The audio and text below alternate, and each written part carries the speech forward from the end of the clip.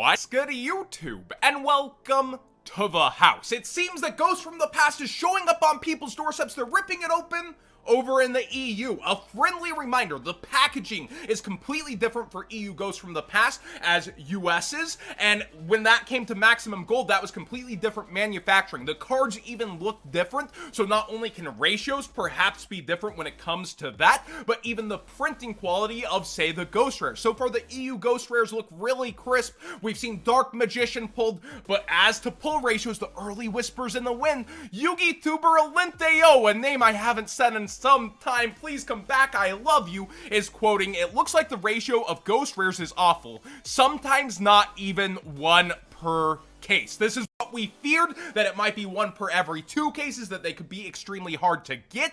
Not even one per case is looking pretty freaking grim, and then there could be different ratios between the Ghost Rares. We're going to keep our eyes out. We're going to try to get ratios both from the EU and USA to see if things are different, like past March reprint sets, such as Legendary Collection Kaiba, where the hand traps were easier in the EU and harder in the US.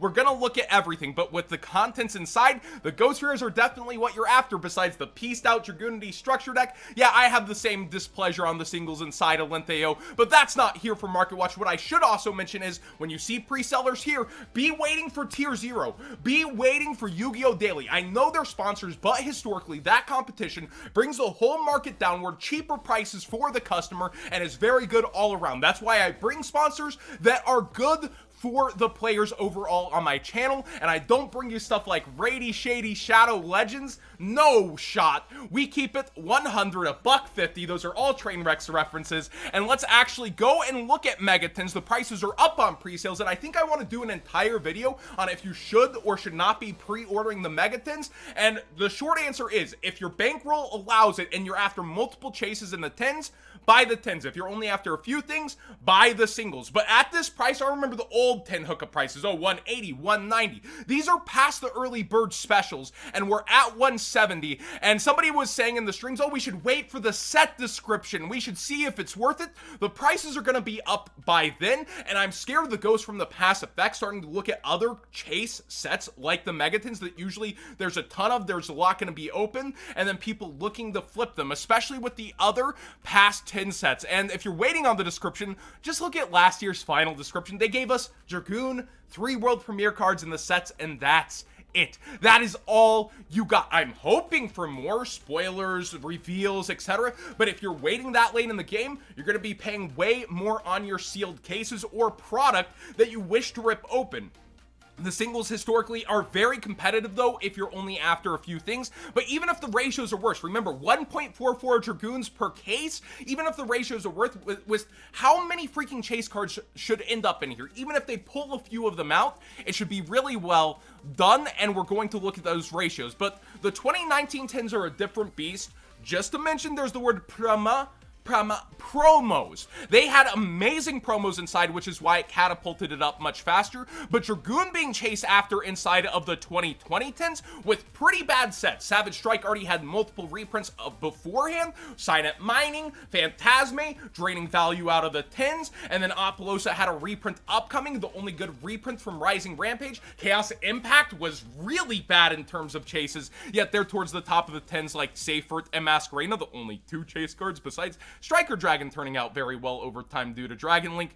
Yeah, they reprinted a lot of things, and Pot of Extravagance had a reprint beforehand. This time, we are so thirsty for the reprints heading in, and there's so many more chase cards that haven't been reprinted. Lightning Storm, similar to Rising Rampage. Lightning Storm is the main attraction, although the Adagnister stuff is getting good support later, and you do have Rose. Eternity Code has a lot to offer between Access Gotaker, Dragon Maid Chamber. You have Animador, Archosaur coming in at number 3, this time I can count.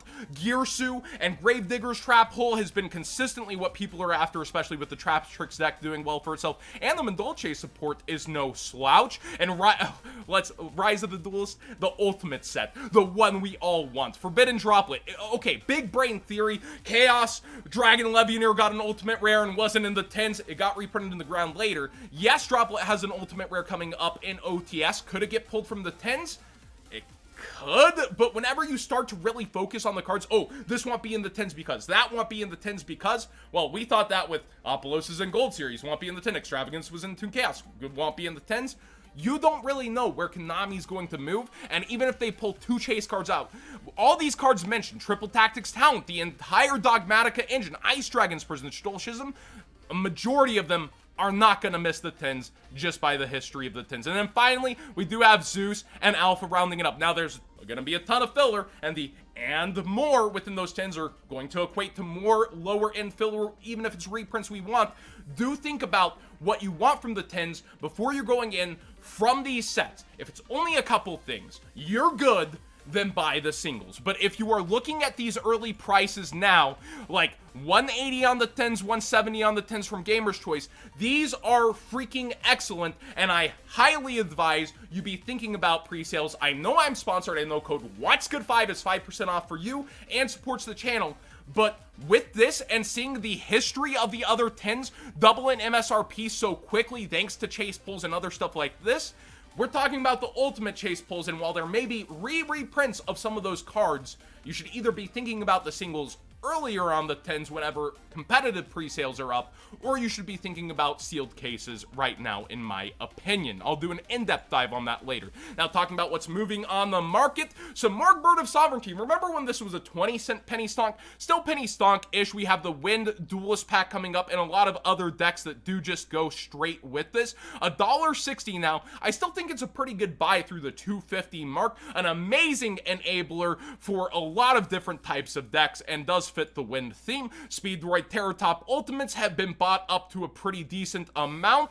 We see around the true 6.9. Nice. This is actually 6.969 when you math it out. Good job, Jakku. And then we see 6.969 from Black Market as well, and plenty of other people around the $75 mark. Terratop is one of the ultimate Wind typing enablers out there. It's crazy. Also, TDGS Stardust, not only the first edition TDGS, which has been going crazy for the Duelist Genesis, is around $40 for the freaking Unlim, but the first editions are to the moon, as most first edition TDGS has been. And let's actually make sure on the front page, there is one around $35, but still way above that $15 market price. I think it's been in the 20s for sometimes, but these buyouts are pretty alarming. And speaking of not enough sponsored content, with Stardust Dragon being the focus of Dawn of Majesty, the early bird specials for an amazing generic set are over up on YBM with code WhatsGood5. This comes out to like 52 some odd a box on a core set booster, and we have the new Instant Fusion, the Synchro Wolf. We have an amazing archetype of Dark Fairies inside. It's looking really almost like Eternity Code than Rise of the Duels had a little baby with Dawn of the Majesty, so not the best set ever, but 2 pretty good sets combined. With next year's Mega 10s, I know I'm way ahead of myself. We're looking at Blazing Dumpster Fire, Dawn of Majesty's Night, Lightning Overdrive, not so amazing either, maybe a couple chases there. Dawn of Majesty starts to really pull those 10s up into another realm. Now on the shock factor, could have led this market watch, oh my gosh, falling out of my chair that I broke during live stream. Terraforming is $225. Those prices aren't going to last. You're going to see it drop very quickly with competition. But gosh dang, Ultimate Terraforming being this hype when people used to call this ugly and want nothing to do with it, wanted the secret rares instead. It's pretty funny. Also, Instant Fusion Ulti, speaking of an amazing looking ultimate rare with that new Instant Fusion hype, well, around $100 by a low rated seller, then $125. Also, sorry for the voice headphone users. I got a little hype myself. Goes from the past we already covered. We have the number movement Chronomalies. Yeah, it's not just about that anymore. Chronomalies got support in a big way. Never disc getting buyouts. Number 6 has been part of many an FTK getting looks and low quantities on the market. Be aware, new support equal prices go up in price. The Gustos, you gotta search Die Gusto separately to pull up the Die Gustos on TCG Player. We're seeing multiple buyouts on the DT ends. I'm actually pretty surprised Freeze isn't crazier in price for the secret rares. That's what a lot of the deck tends to support. But DT buyouts all around on the Gusto stuff. And Pilica, which only comes in Prio, Primal Origin, is way up in price for her super rare, never having had a reprint, around $27.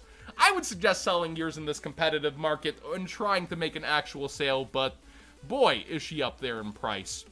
And finally, Fallen of Albaz getting even more support. Apparently, he becomes a dragon or something and goes further. Oh, new support here, new support there. Rise of the Duelist. Remember the Megatons. I don't think they're going to be skipping the lore cards. Somebody on stream was like, see, that's one of those cards I could see being skipped from the Megatons. Yes, it could. Technically, it's medium, but with so much future support and the lore around it, do you really think Konami would do that? Well, they did the Mech Knight link. That was like a $2-3 card when it missed its reprint, but we will see how the Megatons shape out. You are still gambling when you're talking about the Megatons. You are still thinking about what you're going to be pulling rather than actually pulling it, and we're waiting on those set descriptions. Ghost from the Past was far different than we thought, but I think the Megatons, with how everything's shaping up, it might be where you want to be. That being said, thanks for watching today's Market Watch. Please subscribe if you haven't already. Give this video a thumbs up if you enjoy these conversations.